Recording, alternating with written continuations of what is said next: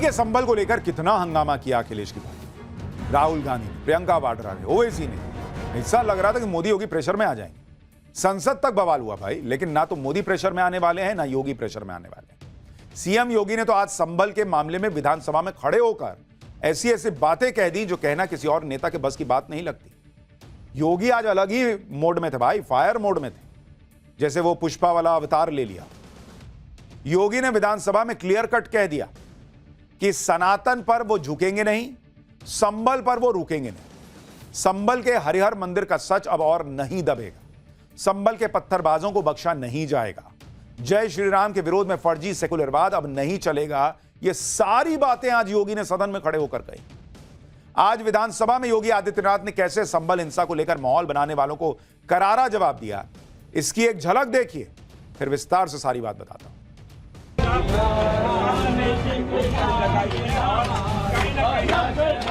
1978 से जो मंदिर आज निकल रहा है, 1978 से इन लोगों ने कभी खोलने नहीं दिया उस मंदिर को। मेरी तो विरासत इतनी लंबी चौड़ी है, इतनी प्राचीन है कि मैं उस परंपरा को ही लेकर के चले जाऊं। मैं जय श्री राम का नारा, हर हर महादेव का नारा और राधे राधे राधे राधे के संबोधन से ही अपना पूरा जीवन काट सकता हूं। मुझे किसी और स्लोगन की आवश्यकता ही नहीं है।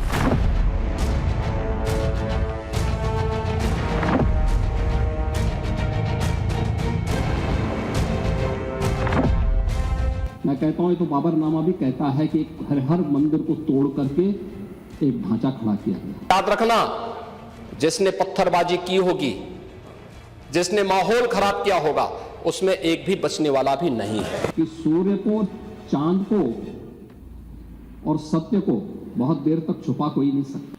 हमारा पुराण भी इस बात को कहता है कि भगवान विष्णु, श्री हरि विष्णु का 10वां अवतार संबल में ही होगा।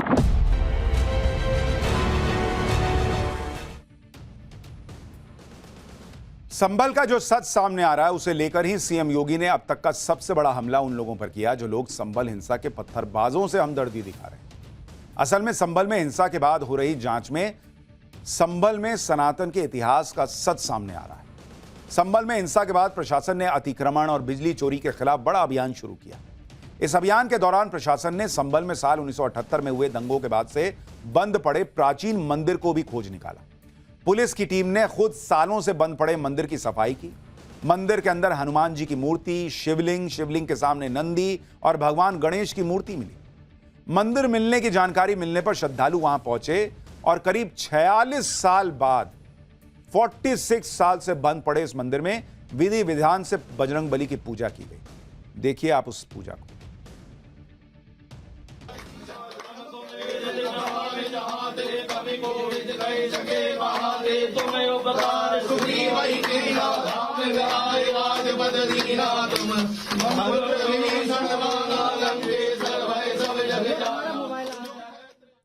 संबल में 46 साल बाद खुले शिव मंदिर में भक्तों का तांता लगना शुरू हो गया। सोमवार के दिन भक्तों ने भोले बाबा पर जल चढ़ाया।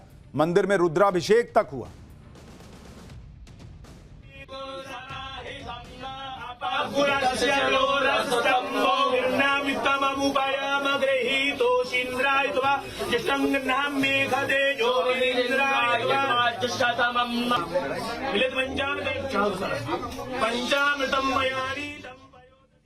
सोचिए 46 साल से मंदिर बंद पड़ा था, प्रभु की पूजा नहीं हो रही थी, अब जाके हो रही है।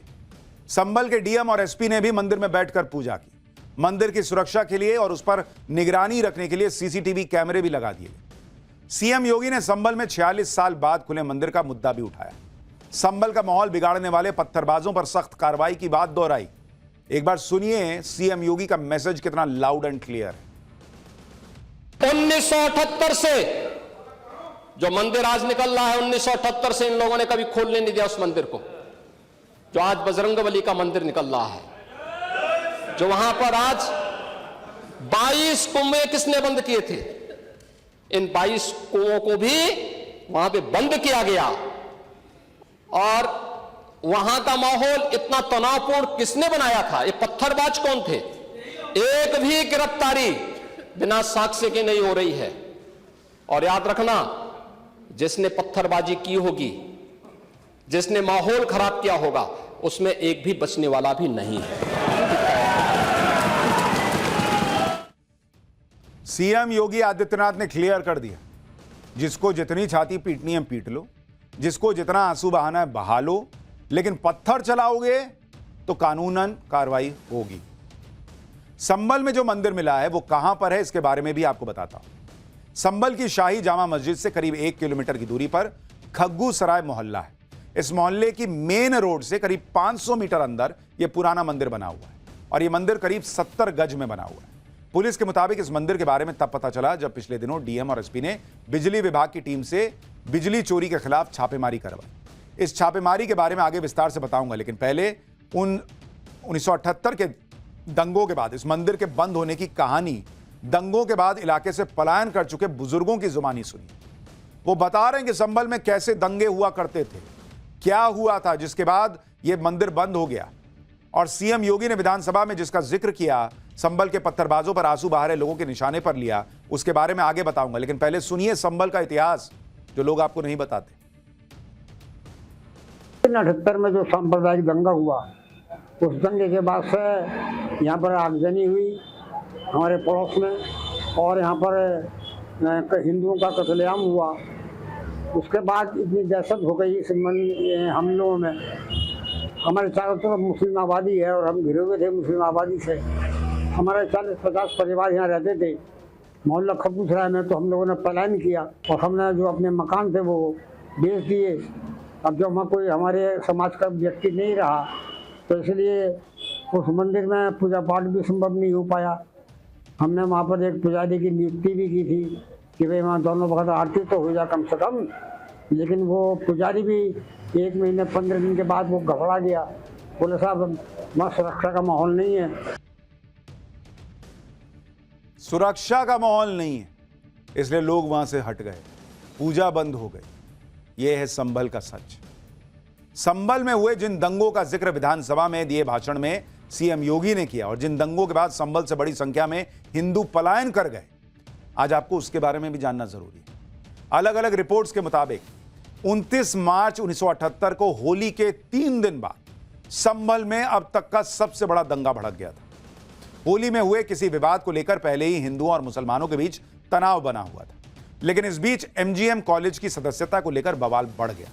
रिपोर्ट्स के मुताबिक कॉलेज की मैनेजमेंट कमेटी में आजीवन सदस्यता के लिए मंजर शफी नाम के शख्स का चंदा मंजूर नहीं हुआ, जिसके विरोध में मंजर शफी भीड़ जुटाकर बाजार बंद कराने निकल पड़ा। इसका हिंदुओं ने विरोध किया तो भीड़ ने उन्हें मारा, लेकिन अफवाह उड़ाई गई कि हिंदुओं ने मंजर शफी को मार दिया, जिसके बाद संभल में दंगा भड़क गया। 29 मार्च से 20 मई तक दंगों की वजह से शहरी इलाके में कर्फ्यू लगा रहा। पुलिस प्रशासन की इंटरनल रिपोर्ट के मुताबिक इन दंगों में 184 से ज्यादा हिंदू मारे गए। दंगों के वक्त संभल के जिस खग्गू सराय मोहल्ले में महादेव का मंदिर बना है उसे बनियों का मोहल्ला कहते थे, क्योंकि वहां रहने वाले ज्यादातर लोग कारोबारी थे। लेकिन दंगों के बाद इस इलाके में रहने वाले 100 हिंदू परिवारों का पलायन मजबूरन हो गया, रह ही नहीं पाए वो लोग वहां पर। भाई संभल में बनियों का वो मोहल्ला आज भी है, लेकिन उसमें एक भी हिंदू परिवार नहीं रहता। उनकी निशानी के तौर पर पुराना शिव हनुमान मंदिर बचा है। संभल में हुए दंगों का इतिहास आज विधानसभा में सीएम योगी ने भी याद दिलाया और पत्थरबाजों के लिए आंसू बहा रहे लोगों को निशाने पर लिया। सुनिए सीएम योगी को। 1947 से लेकर के अब तक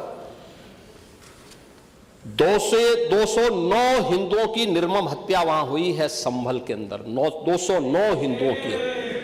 और एक भी बार किसी ने उन निर्दोष हिंदुओं के लिए कभी 2 शब्द नहीं कहे, उनके प्रति, उन परिवारों के प्रति संवेदना के शब्द नहीं कहे। महोदय, जो आज घड़ियाली आंसू बहा रहे हैं, ये लोग कभी भी उन निर्दोष हिंदुओं के बारे में कभी 2 शब्द नहीं कहे। संभल में मंदिर का पता लगने के बाद जब प्रशासन ने आसपास के इलाके को खंगाला तो मंदिर से महज 10 कदम की दूरी पर एक कुआं भी मिला। इस कुएं की जेसीबी की मदद से खुदाई शुरू हुई तो पुलिस प्रशासन के अधिकारी भी हैरान रह गए।